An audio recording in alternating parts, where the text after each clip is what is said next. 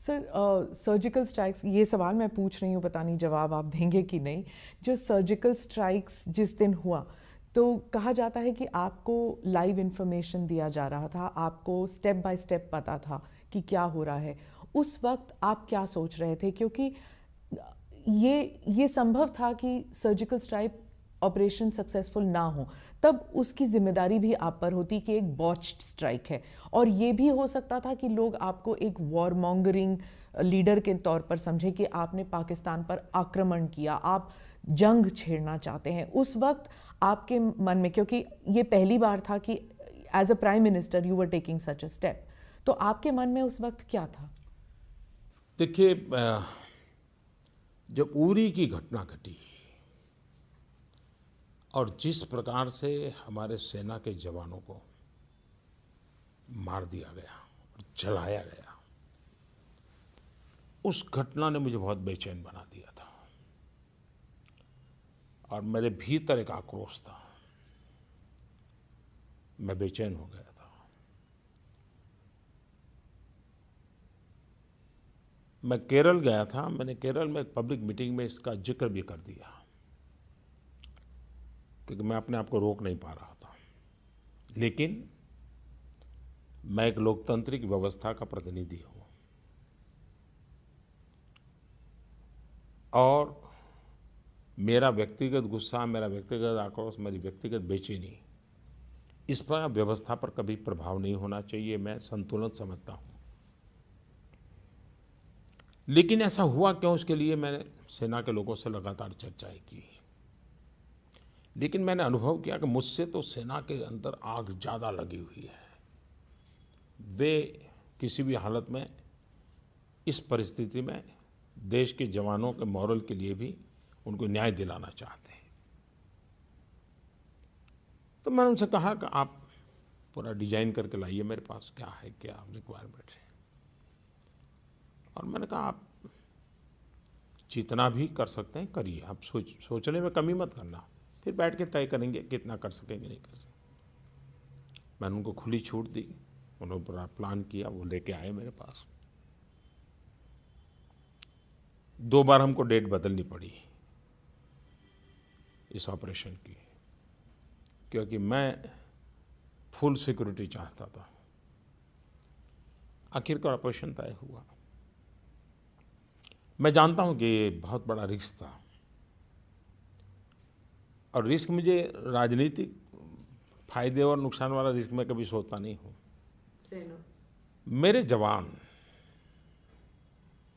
उनका कोई नुकसान नहीं होना चाहिए, क्योंकि वो हमारे शब्द पर जिंदगी लगाने के लिए निकल पड़े। तो उसके लिए जो कुछ भी साधनों की ज़रूरत थी, उसको भी कुछ साधन भी जुटाए गए ताकि कोई तकलीफ ना हो। दूसरा ये तय किया कि उनकी ट्रेनिंग होनी चाहिए, तो ट्रेनिंग बड़े स्पेशल तरीके से की गई और वो भी सीक्रेसी मेंटेन करने, तो स्पेशल ट्रेनिंग की गई। उसमें भूभाग, वहाँ की अड़चनें, उसको भी देखा गया। क्या क्या रुकावटें आ सकती, इमेजिनेशन करना, उसकी भी चिंता की गई। और मैं इन चीज़ों को, मेरे लिए बड़ा लर्निंग एक्सपीरियंस था, तो मैं भी उसको ज़रा बड़े चाव से समय दे करके देखता था कैसे कर रहे हैं, क्या कर रहे हैं, और मुझे भी एक सीखने को मिल रहा था। फिर हम जब बैठे तो हमने निर्णय किया कि भाई अब सो एंड सो डेट हम करेंगे। कौन कहाँ रहेगा, उसका मेन टीम के लोग, वो भी तय किया। और तय ये किया कि सूर्योदय के पहले हमारे लोग वापस आ जाने चाहिए। और मैंने स्पष्ट आदेश दिया था कि सफलता मिले या विफलता, उसकी चिंता छोड़ देना, लेकिन सूर्योदय के पहले वापस आना है।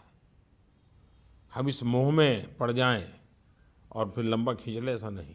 जो भी करना, कैजुअलिटी नहीं होनी चाहिए, सक्सेसफुल मिशन। सक्सेसफुल हो विफल हो, लेकिन सूर्योदय के पहले वापस आना है। हो सकता है हम विफल होकर के लौटना पड़े, तो विफल होकर लौट, मतलब सुइसाइड मिशन नहीं था। लेकिन मैं मेरे जवानों को मरने नहीं दूंगा, ये मेरा पहला इंस्ट्रक्शन था।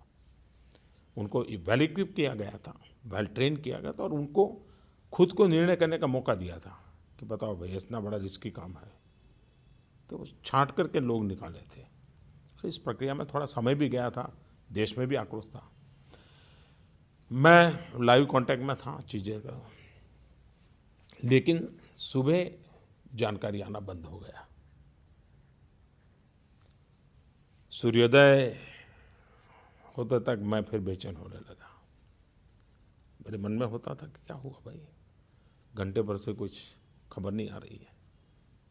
पढ़ना तो लगातार आ रही थी, निकले हैं, पहली टुकड़ी है, दूसरी टुकड़ी है, ऐसा है वगैरह, लेकिन सूर्योदय होने के बाद भी मुझे खबर नहीं आने लगी, तो मैं थोड़ा बेचैन होने लगा। अब मैं भी नहीं चाहता कि मैं अपनी तरफ से उधर कम्युनिकेट करूं, कहीं और तकलीफ हो जाए। तो काफ़ी, यानी करीब करीब सूर्योदय के भी 1 घंटे के बाद वो समय मेरे लिए बहुत कठिन था, बहुत मुश्किल था, क्योंकि मैं जिंदा लौटने की खबर सुनने के लिए मैं बड़ा रहा था। वहाँ कितना नुकसान हुआ वो बात का विषय है, लेकिन मेरा जवान जिंदा लौटे मेरी पहली प्राथमिकता थी। फिर एक खबर आई करीब घंटे भर के बाद सूर्योदय कि अब वापस हमारी सीमा में पहुँचे नहीं है, लेकिन हमारी 2-3 टुकड़ियाँ सेफ जोन में आ गई है। लेकिन चलते निकलते और कहीं रेंगते हुए निकलते तो समय लगेगा, लेकिन अब हमारा सेफ जोन है, इसलिए आप चिंता मत कीजिए। मैंने कहा फिर भी आखिरी व्यक्ति के पहुंचने तक मुझे खबर चाहिए, लेकिन वो हम करीब सूर्योदय के बाद 2 घंटे तक वापस आने का क्रम चला, और जब आखिरी व्यक्ति आ गया तो फिर हमने कैबिनेट कमेटी ऑन सिक्योरिटी की मीटिंग बुलाई, और उनको मीडिया ने, आर्मी के लोगों ने आकर के सारा ब्रीफ किया। उसके बाद पाकिस्तान को बताना ये काम कैबिनेट कमेटी ने, सिक्योरिटी ने तय किया, और पहले पाकिस्तान को सूचना करो कि ऐसा ऐसा हुआ है, और उसके बाद मीडिया को बताना। तो पाकिस्तान के लोग टेलीफोन पे आते नहीं थे, मीडिया को 11 बजे बुला लिया था। मीडिया भी परेशान था कि भाई ये क्या बात है, बोलते नहीं कुछ। बात करीब 11:30 पौने 12 बजे हुई, तो 12 बजे फिर प्रेस को, सारा देश को बताया। तो मेरे लिए ये पल बहुत ही, एक प्रकार से एक्साइटमेंट भी था, चिंता भी थी, और मैं पूरी तरह खुद इन्वॉल्व था, तो बारीक नज़र ले रहा था। लेकिन जिस प्रकार से ऑपरेशन किया, जिस बारीकी से किया, हमारी सेना की शक्ति का मुझे एक नया परिचय हुआ जी। हमारी सेना में ये जो सामर्थ्य है अद्भुत है जी, और मैं तो सर झुकाकर उनको नमन करता हूँ। कितनी बारीकी से, इतनी परफेक्टली उन्होंने प्लान किया, और इसलिए गर्व होता है हमारी सेना पर।